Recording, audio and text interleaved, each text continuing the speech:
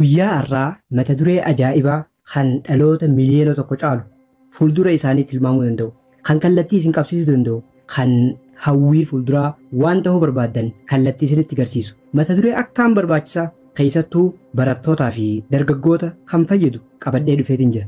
Mata dureen kun akkamitti gosa barnoota barachuu qabdan maallaqaan isaa ta'u, yuunivarsiitii haa ta'u, iskoolaarshiippiin haa ta'u, kolleejjittis ta'e yuunivarsiitiitti akkamitti gosa barnootaa filattan, dipaartimentii takka immoo gosa barumsaa barachuu qabdan akkamitti akka murteessuu qabdan mata duree kanarraa haasofna. Chaanala Dr. Iliyaas Podcast jiru kana subscribe godhaa. Akka sagantaan akkanaa kun yeroon ani gadhiise hunda isin bira ga'uuf immoo notification on godhaa. Dhimmi kun dhimma akkaan barbaachisaati. Sababnis namoota hojii irra jiran, namoota baratanii addunyaa irra qacaramanii iddoo adda addaa irratti hojii irratti bobba'an keessaa harki 80 hojii hojjetan hin jaalatanii ja'a qorannoon adda addaa. Akkana jechuun wanta baratan san dirqamanii takkaa dhiibbaa qaama biraatiin malee dhugaan waan san keessoo irraa jaalachaa hin baranne. Kanaaf yeroo hojiitti seenanis wanta san ogummaa saniin hojjechuu isaanii jaalachaa fi itti gammadaa hin jiraatan ja'a. Kanaaf egaa har'a mata duree akkaan barbaachisaa ta'e kana qabadhee dhufe. Mata duree kana jalatti qabxiiwwan ijoo akkasumas qorannoowwan mirkanaa'an kan milkaa'ina egeree keessan irratti akkaan isin gargaaran qabadheetiin jira. Isa kana keessaa qabxiin duraa fi qabxiin akkaan barbaachisaadha. Inni jalqabaa odeeffannoo sirrii walitti qabachuudha.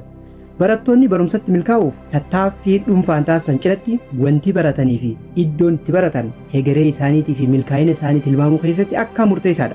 Barachuu qofaa miti, carraaquu qofaa miti, wanti baratan, bakki itti baratan, akka itti baratan murteessaadha. Ati akka barataa tokkotti filannoo kanaan milkaa'uuf addunyaan haala irra jirtuu fi kallattii itti deemaa jirtu hubachuu qabda. Kun egeree kee akka gaariitti si fayyada. Barataan tokko damee barnootaa yookaan muummee yookaan immoo dipaartimentii kolleejjitti takka yuunivarsiitii baratu murteessuun dura qorannoo gaggeessuu qaba. Maaliin baradha? Wantaan baradhu kana hoo fuuldura na fayyada? Maallaqa ni qabaa? Akkasumas ani hoo dandeettii ittiin qaba? Addunyaanoo haalaan barbaaddi waan jiru adda baafachuudhaaf jalqaba qorannoo gaggeessuu qaba. Namoota odeeffannoo sirrii qaban qunnamee isaan waliin mari'achuunis akkaan barbaachisaadha. Yeroo muummee takka dipaartimentii tokko yookaan gosa barnootaa yuunivarsiitii yookaan kolleejjii baratan filatan irra hedduun barattoonni naachuraal baratan keessattuu barattoonni qabxii gaarii galmeessan yeroo hedduu fayyaa baratan.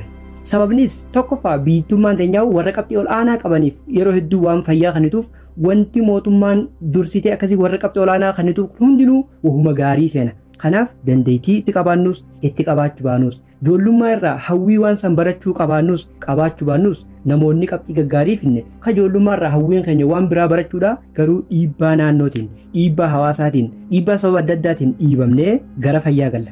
Kun immoo jireenya keessatti yeroo hojii irra jirrus akka sheenuunu wantoota hojjennu osoo hin jaallanne akka hojjennu sababoota nu godhan keessaa isa tokko. Ammas amala kana malee barattoota naachuraal irrattis ta'e barattoota sooshaal irratti amala badaa mul'atu tokko jira. Innis maali? Wanta barattoonni qabxii olaanaa fidan kan gaaf tokko dursanii seenan warri isaanitti aanus wahuma san. Fakkeenyaaf mana barnoota aanaa tokko jiru takka godina tokko jiru yoo ilaaltan yoo barattoonni qabxii olaanaa fidan seera baratan hundi isaanii warri itti aanu irra hedduun seera seenu. Yoo akkaawuntingi baratan irra hedduun akkaawuntingi seenu. Garuu fedhiin isaanii fi hawwiin isaanii wanta san hin taane sababa namoonni isaan irra ciccimoo jiran takka immoo namoonni isaan fakkeenya godhatan sabjektii takka immoo gosa barnoota akkasii isaan filataniif warri itti aanus callisaniituma waan san filachuutu jira. Garuu eega keessa seenan garuu dandeettii isaaniitii fi fedhii isaaniitiin akka wal hin simne argan jechuudha. Kun akkan mudanneef qorannoo gaggeessuun haalaan barbaachisaadha. Wantoonni barattoota rakkina kanaaf saaxilan keessaa ijoon odeeffannoo sirrii dhabuudha. Maddi odeeffannoo isaanii yeroo hedduu daangawaadha. Odeeffannoo yuunivarsiitiiwwanii fi dipaartimentiiwwaniin wal qabatan barsiisotaa fi barattoota isaan dura qofa irraa argatan. Kanaaf odeeffannoo muraasa argatan san irratti hundaa'anii murtiin murteessan yeroo hedduu egeree isaanii akka daangessitu. Wanti isaan baratan, wanti fuulduraaf ta'uu barbaadan san hiree takka immoo odeeffannoo muraasa argatan san qofaan akka daanga'uudha. Kun akka hin taaneef ati odeeffannoo kee bal'isi. Odeeffannoo namoota naannoo kee jiran qofarraa miti. Addunyaan haala akkamirra jirti? Biyyi teenya maal barbaaddi? Biyyi teenya yuunivarsiitii akkamii qabdi? Yuunivarsiitiin qabanoo gosa barnoota akkamii barsiisan? Wantoota kana sirriitti adda baafachuu qabda. Barattoonni hedduun odeeffannoo dipaartimentiiwwan haalaan barbaachisoo ta'anii fi hojiiwwan hegeree akkaan barbaadaman hin qaban. Hegeree dipaartimentii gosa kamtu akka gaarii barbaadamu? Dipaartimentiiwwan san hoo yuunivarsiitii kamtu qaba? Yuunivarsiitiin san qabdu hoo achi galuudhaaf qabxii meeqaatu barbaachisa? Odeeffannoowwan jiru kana yeroo baay'ee hin qaban.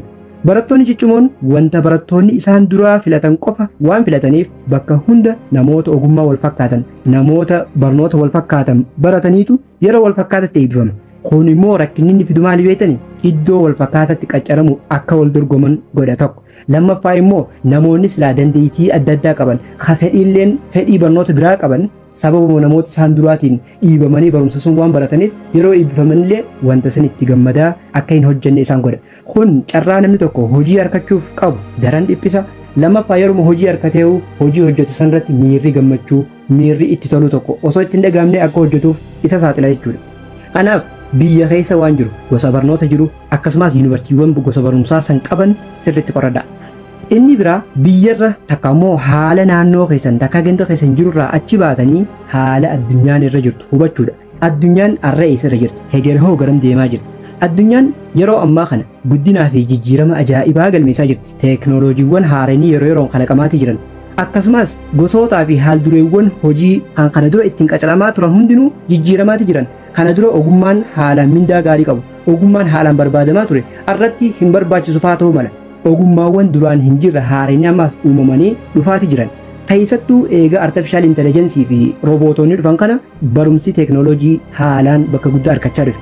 Kanaaf dhaabbileen teeknooloojii addunyaa irra jiran ulaagaa dur hojjettoota ittiin qacaran takka immoo ulaagaa dur namoota ittiin qacaran san jijjiiraatii jiran. Kana hubachuu qabdu. Wanti kun haalaan barbaachisaadha. Sababinis hegeree waan barachuu qabdu isa kanarratti hundeessitee murteessita waan ta'eef. Guddina addunyaan irra jirtuu fi kallattii itti deemaa jirtu yoo laalle barbaachisummaan barnoota saayinsii fi teeknooloojii haalaan dabalaa akka dhufe agarra. Ogummaan beekumsa teeknooloojii hin haajamne yeroo ammaa kana hin jirtu. Dur ogeeyyiin hammi tokko hojii isaanii hojjechuuf beekumsa teeknooloojii cimaa ta'e horachuun takkaa qabaachuun isaanirraa hin eeggamu ture. Har'a garuu kun hin jiru. Fakkeenyaaf ogeeyyiin fayyaa namoota dhukkubsatanii sababa dhibdee adda addaatiin gara isaanii dhufan yeroo qoratan dhibdee isaanii takka dhukkuba isaanii takka rakkina isaanii beekuuf akkasumas yaaluuf meeshaa teeknooloojii fayyadaman. Fakkeenyaaf hegeree namoota baqaqsanii yaaluun rooboota takka immoo meeshaa nama hin taane ka artifishaala ka namni ajajuma xiqqaa kennuuf takka immoo deeggarsa xiqqaa godhuuf ka if ajaju ka ifiin nama baqeessu san booda hodhu ka dhukkubaas adda baasee dhukkuba qofa adda baasuu miti baqeessee hodhee namni sun akka fayyu godhu wantoota akkasiitiin dhufaa jira. Kanaafuu namni ogummaa kamuu horachuu barbaadu guddina teeknooloojii kan yeroo yeroon dhufaa jiru kana sirriitti hordofuu qaba. Akkaataa itti fayyadama teeknooloojiiwwan kanaatis baratee beekuun haalaan barbaachisaadha. Ogummaawwan haaree hangabaa hojii keessatti akkaan barbaadamanii fi gatii guddaa qaban dursitee addaan baafachuu qabda. Wahuma feete baradhu barataa sooshaal ta'e barataa naachuraal ta'e wahuma feete hoggansa barachuu barbaadi wanti ati barachuu barbaaddu sun gosti san gatii ni qaba. Hangam akka addunyaa irratti barbaadamu qoradhu. Haala kanaan wantoota si gammachiisan gosa barnoota sitti tolan kan guddina dhuunfaa keetiitii fi guddina hawaasa keetiitiif bu'aa guddaa buusuu danda'an sirriitti argachuu dandeessa. Barachuu dandeessa. Yeroo achirraa baates itti gammadaa wanta dandeettii isaatii fi fedhii isaa qabdu waan baratteef haala gaariin hawaasa kee tajaajilta. Hojii dhabdummaa irraas if baraaruu dandeessa. Kanaaf yeroo hunda haala addunyaan irra jirtu, haala naannoon kee irra jirtu, haala biyyattii irra jirtu qoradhu adda baafadhu.